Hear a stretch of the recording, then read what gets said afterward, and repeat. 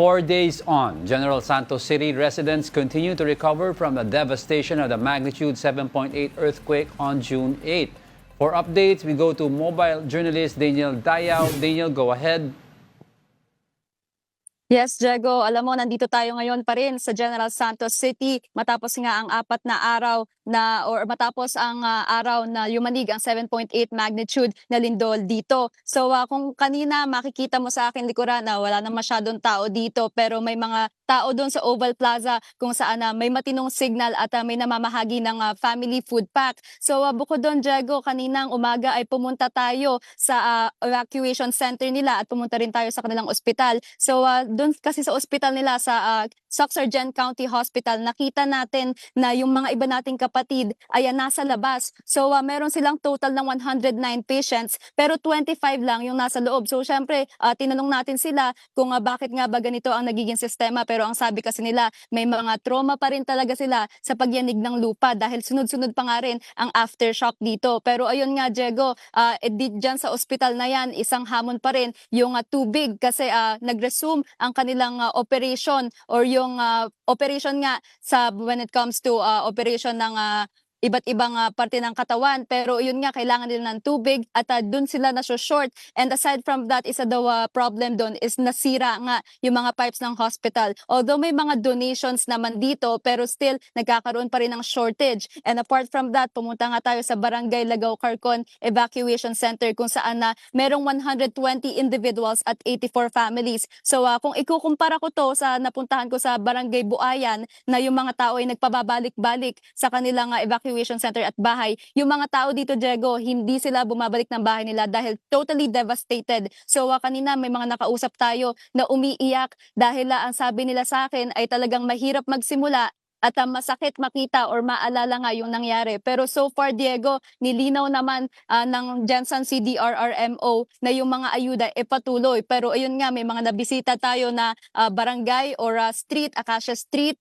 at Hikban Street na hindi pa rin nakakakuha ng tulong. Pero nilinaw ng CDRRMO na ayun nga, depende kasi sa assessment yon at kailangan magpalista sa barangay, Diego. Well, Daniel, let's start off muna with the aftershocks. No? You mentioned kasi tuloy-tuloy ang aftershocks. Nakaranas ka ba ng aftershock kanina?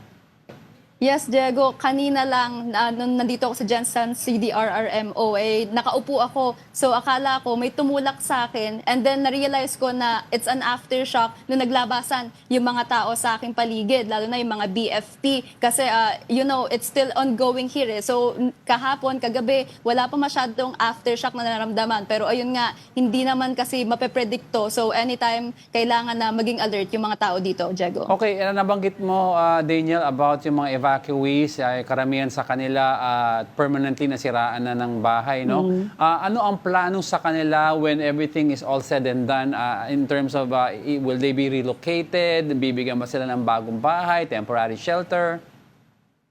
Yes, Diego. To start off, si PBBM ay magbibigay daw ng pondo para sa mga nasira ngang infrastruktura at ibang bahay dito sa General Santos City. Pero nung tinanong ko nga ang Jensen CDRRMO kanina kung ano ba ang magiging plano, ay under assessment pa daw yan dahil hindi nila in-expect na ganito nga ang mangyayari. So it's still under assessment kung paano maia-assess yung mga tao doon sa evacuation center. Pero kanina naman nung bumisita tayo, sabi ko, meron po bang curfew or meron bang timeline kung hanggang kailan sila pwede magstay dito? Pero so far, ang sagot ng barangay sa akin ay hindi naman daw or wala naman daw curfew, Diego. Okay, as of now, 3 p.m., no, is it still search and rescue?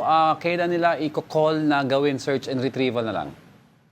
Diego, actually, kahapon sinabi na search and retrieval operation na lang yung sinabi nga ng Jensen CDRRMO sa akin. Ang sabi nila sa akin ay may nawawala pang isa na sa San Juan. Yun yung natabunan nga yung bahay niya. So currently, inire-retrieve yun. Pero nakapause sila for today. Kahapon, kahapon pa lang yung kanilang search and retrieval. Pero it was declared search and retrieval nga, Diego. Okay, aside from yung mga dole-out, yung mga ayuda at saka mga food packs na binibigay, may mga bukas na bang supermarket, markets, restaurants, at least yung mga ibang may kaya are able to buy food for themselves?